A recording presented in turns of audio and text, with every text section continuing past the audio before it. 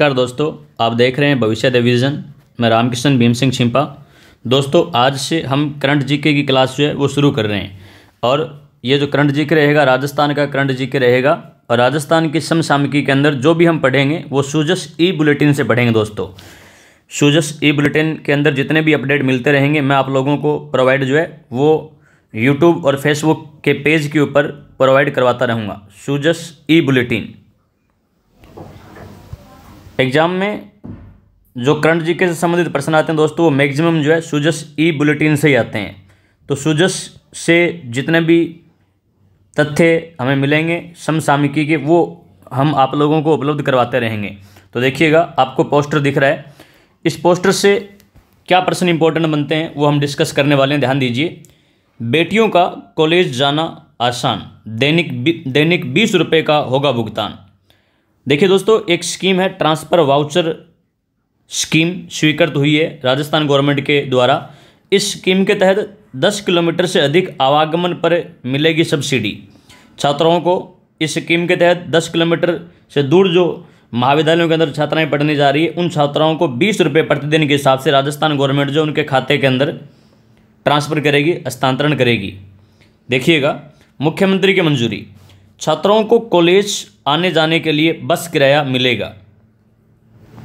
श्री अशोक गहलोत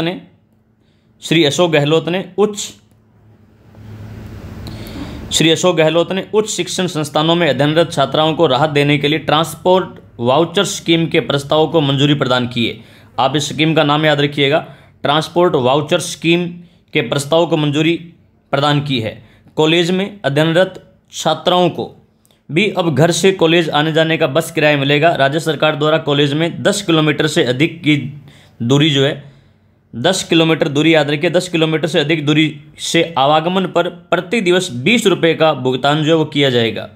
दोस्तों, आपको जानकारी के लिए बता देता हूँ, वर्तमान में स्कूल शिक्षा की बात करें तो स्कूल शिक्षा के अंदर कक्षा 9 से 12 तक अध्ययनरत छात्राओं के लिए घर से 5 किलोमीटर से अधिक दूरी से विद्यालय आने जाने पर इस योजना का लाभ दिया जा रहा था। तो ध्यान दीजिएगा, कक्षा 9 से 12 तक अध्ययनरत छात्राओं के लिए योजना पहले से ऑलरेडी चल रही है, ट्रांसपोर्ट वाउचर स्कीम जो है, और 5 किलोमीटर की दूरी थी। दोस्तों, यहाँ कॉलेज शिक्षा के लिए छात्राओं को स्कूल शिक्षा की तर्ज पर जो किराया दिया जाएगा 20 रुपये का प्रतिदिन के हिसाब से दिया जाएगा और यहाँ दूरी जो है वो 10 किलोमीटर से अधिक दूरी के आवागमन पर ये सुविधा जो है गवर्नमेंट के द्वारा दी जाएगी। एक बार फिर से रिपीट कर देता हूँ दोस्तों, आपको इस स्कीम का नाम याद रखना। ट्रांसपोर्ट वाउचर स्कीम के तहत छात्राओं को 10 किलोमीटर से अधिक दूरी से आवागमन करने पर प्रतिदिन 20 रुपये का भुगतान जो है वो राज्य सरकार के द्वारा किया जाएगा। आगे बढ़ते हैं दोस्तों।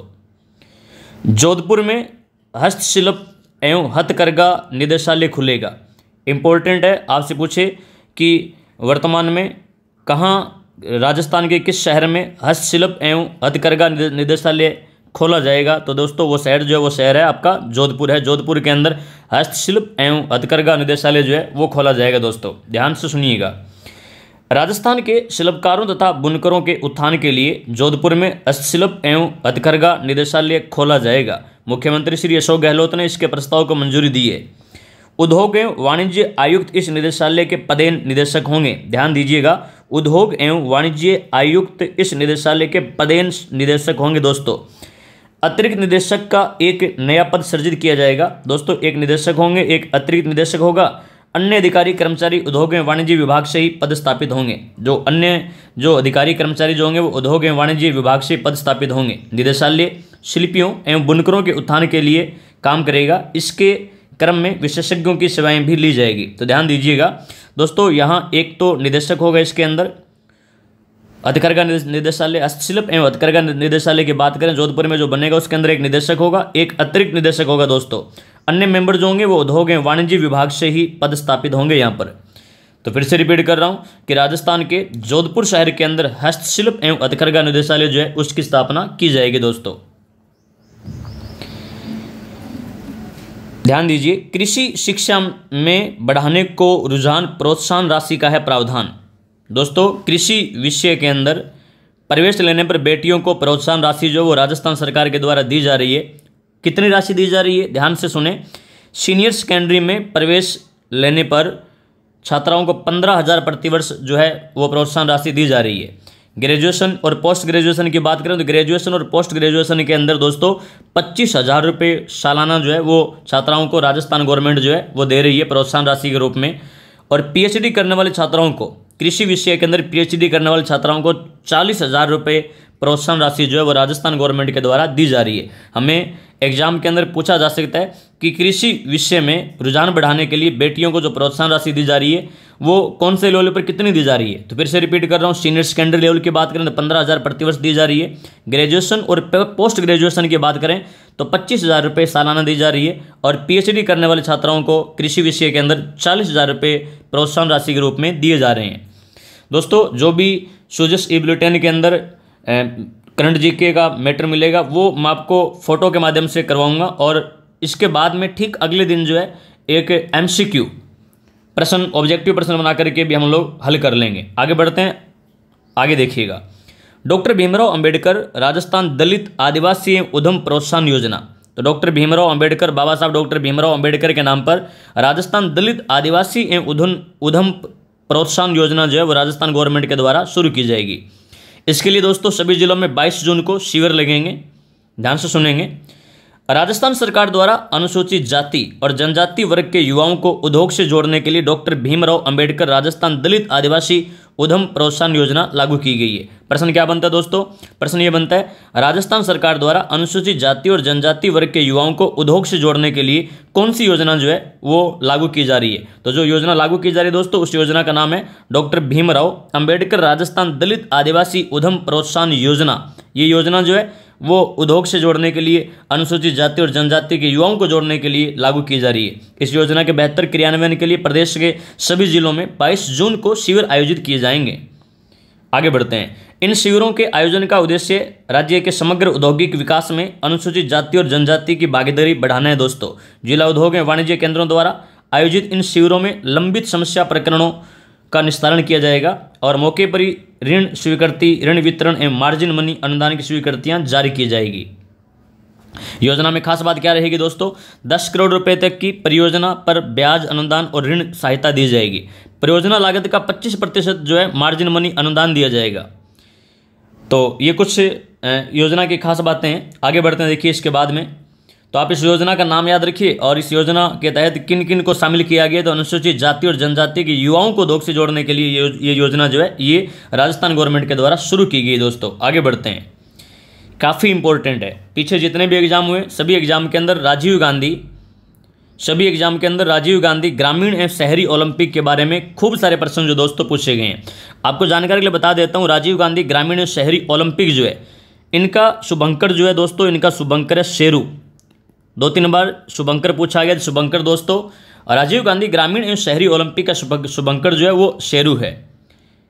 ये जो मुकाबले राजीव गांधी ग्रामीण एवं शहरी ओलंपिक 2023 के जो मुकाबले होंगे ये 10 जुलाई से होंगे दोस्तों, और पंजीकरण 23 जून तक किया जाएगा। ध्यान दीजिएगा। यदि हम ग्रामीण ओलंपिक और शहरी ओलंपिक की बात करें तो ग्रामीण ओलंपिक के अंदर दोस्तों खेल जो है, ये खेलों की संख्या कितनी है, संख्या भी याद रखिए। तो खेलों की संख्या की बात करें तो ग्रामीण ओलंपिक के अंदर दोस्तों खेलों की संख्या की बात करें तो ये खेल 7 खेल है दोस्तों। इन 7 खेलों के बारे में भी आप सुनिए। 7 खेलों की बात करें तो tennis ball, cricket, volleyball, football और शूटिंग बॉल। 4 तो बॉल के नाम पर है ग्रामीण ओलंपिक। हम ग्रामीण ओलंपिक की बात करें, 4 खेल जो है वो बॉल के नाम पर है। Tennis ball, cricket, volleyball, football और शूटिंग बॉल। तो 4 तो बॉल के नाम पर हो गए, tennis ball, volleyball, football, shooting. और इसके बाद में 3 खेल जो है वो एक कबड्डी है, एक रस्साकशी है और एक खो खो है। आप इन खेलों के बारे में भी याद रखिए कि ग्रामीण ओलंपिक के अंदर कुल कितने खेल है। तो टोटल खेलों की बात करें तो टोटल खेल 7 शामिल है। कुल खेल 7 है। प्रश्न आ सकता है कुल खेल कितने हैं, या कौन सा खेल जो है ग्रामीण ओलंपिक के अंदर शामिल है, या कौन सा खेल ग्रामीण ओलंपिक के अंदर शामिल नहीं है। ऐसे हमसे प्रश्न पूछा जा सकता है। तो आप इन खेलों के संख्या और इनके नाम याद रखिएगा। बिल्कुल ईजी है। एक बार फिर से रिपीट कर रहा हूँ, 4 तो बॉल के नाम पर है, tennis ball, cricket, volleyball, football, shooting ball, और तीन जो है वो कबड्डी, रस्साकशी और खो खो है। यदि हम शहरी ओलंपिक की बात करें दोस्तों तो शहरी ओलंपिक के अंदर 9 खेल शामिल किए गए हैं। आप देख रहे हैं 4 नंबर, 5 नंबर, 6, 7, 8 और 9 खेल शामिल किए गए हैं। अब देखिएगा टेनिस बॉल, क्रिकेट ग्रामीण ओलंपिक के अंदर भी है, और शहरी ओलंपिक के अंदर भी है। इसके बाद बात करें वॉलीबॉल जो है ये वॉलीबॉल ग्रामीण ओलंपिक के अंदर भी है, शहरी ओलंपिक के अंदर भी है। फुटबॉल ग्रामीण ओलंपिक के अंदर भी है, शहरी ओलंपिक के अंदर भी है। और इसके बाद यदि बात करें तो बास्केटबॉल जो है ये बास्केटबॉल खेल, दोस्तों ध्यान दीजिएगा, यदि हम बास्केटबॉल की बात करें तो बास्केटबॉल जो है ये बास्केटबॉल जो है ग्रामीण ओलंपिक के अंदर शामिल नहीं है। कल को यदि प्रश्न पूछे हमसे निम्न में से कौन सा खेल जो है राजीव गांधी ग्रामीण ओलंपिक में शामिल नहीं है, तो 3 ऑप्शन तो जो है आपको यहाँ से मिलेंगे और एक ऑप्शन आपको हो सकता है संभवतः बास्केटबॉल मिले। तो बास्केटबॉल जो है ग्रामीण ओलंपिक में शामिल नहीं है दोस्तों। इसके बाद में athletics 100 metre, athletics 200 metre, athletics 400 metre जो है वो शहरी ओलंपिक के अंदर शामिल है। तो शहरी ओलंपिक के अंदर यदि बात करें टोटल तो 9 खेल जो है वो शहरी ओलंपिक के अंदर शामिल किए गए हैं। तो एक बार फिर से बता रहा हूँ कि कौन कौन से खेल ग्रामीण ओलंपिक में शामिल है, कौन से शहरी ओलंपिक के अंदर शामिल है और कुल कितने कितने खेल जो है इनके अंदर शामिल है, आप याद रखिएगा। और ये जो राजीव गांधी ग्रामीण और शहरी ओलंपिक का आयोजन जो होने वाला है इसका शुभंकर कौन है दोस्तों? शुभंकर शेरू है, जो परमानेंट रहेगा। पीछे भी शेरू था, अब भी शेरू ही है। आगे बढ़ते हैं, इसके बाद की कहानी सुनिए। देखिए दोस्तों, यदि हम बात करें राजस्थान गवर्नमेंट के लिए, तो किसानों के लिए कुछ सुविधाएं राजस्थान गवर्नमेंट ने प्रदान की है। वो कौन कौन सी सुविधाएं देखिएगा। कृषक कल्याण कोष की राशि बढ़ाकर के 7500 करोड़ रुपए की गई है राजस्थान गवर्नमेंट के द्वारा। दोस्तों राजस्थान गवर्नमेंट के द्वारा कृषक कल्याण कोष की राशि बढ़ाकर के 7500 करोड़ की गई है। युवा कृषि कौशल मिशन से कृषि रोजगार के लिए प्रोत्साहन जो है वो गवर्नमेंट दे रही है। और दोस्तों 1 लाख किसानों को तारबंदी के लिए 70% तक सब्सिडी दी है गवर्नमेंट ने। 50,000 खेत तलाई निर्माण के लिए और 23 लाख परिवारों को फ्री बीज किट वितरण की है राजस्थान सरकार ने। बाजरा इंदिरा रसोई में शामिल की है। तो बाजरा जो है, बाजरे को इंदिरा रसोई के अंदर शामिल किया गया। तो याद रखिए कौन सी फसल को भी इंदिरा रसोई के अंदर शामिल किया गया, तो बाजरे को शामिल किया गया है। आगे बढ़ते हैं। 1000 ड्रोन खरीदने के लिए 4-4 लाख रुपए की सब्सिडी प्रदान की गई है। 1 लाख हेक्टेयर में ड्रिप स्प्रिंकलर इरिगेशन जो है वो योजना जो वो है, ये सुविधा जो है राजस्थान गवर्नमेंट के द्वारा दी जा रही है। इंपॉर्टेंट दोस्तों, आजकल बहुत ज़्यादा हाईलाइट है, किसानों को प्रतिमाह 2000 यूनिट निःशुल्क बिजली जो है वो राजस्थान गवर्नमेंट के द्वारा प्रोवाइड करवाई जा रही है। और 40,000 रुपये का पशु बीमा भी है जो राजस्थान गवर्नमेंट के द्वारा किसानों को उपलब्ध करवाया जा रहा है। आगे बढ़ते हैं, पशुपालकों की बात करते हैं। तो राजस्थान सरकार द्वारा किसानों और पशुपालकों की बेहतरी के लिए अहम निर्णय लिए गए हैं। क्या लिए गए? पशुपालकों के लिए, किसानों के लिए भी ऊपर पढ़ के हैं। पशुपालकों के लिए देखिएगा दोस्तों, लंपी बीमारी से मृत दुधारू गोवंश के लिए 40,000 रुपये प्रति पशु मुआवजा जो है वो राजस्थान गवर्नमेंट के द्वारा दिया जा रहा है। आप ये मुआवजा याद रखिए, ये मुआवजा जो राजस्थान गवर्नमेंट के द्वारा दिया जा रहा है दोस्तों, ये मुआवजा कितना दिया जा रहा है? 40,000 मुआवजा जो है राजस्थान गवर्नमेंट के द्वारा किसानों को लंपी रोग से मृत दुधारू गोवंश के लिए दिया जा रहा है। दोस्तों ध्यान दीजिए, पशुधन निःशुल्क आरोग्य योजना लागू की गई है राजस्थान के अंदर। और इस योजना के तहत 138 प्रकार की दवाइयाँ जो है और सर्जिकल कंज्यूमेबल्स उपलब्ध करवाए जा रहे हैं। तो दवाइयाँ कितनी प्रोवाइड करवाई जा रही है इस योजना के तहत? याद रखिए 138 प्रकार की।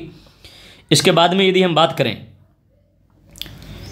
सेक्स सॉर्टेड सिमन से पशुओं में कृत्रिम गर्भधारण पर 50% तक अनुदान जो है वो राजस्थान गवर्नमेंट के द्वारा दिया जा रहा है। अब तक 99,000 से अधिक पशुपालक किसान क्रेडिट कार्ड जो जारी किए गए हैं।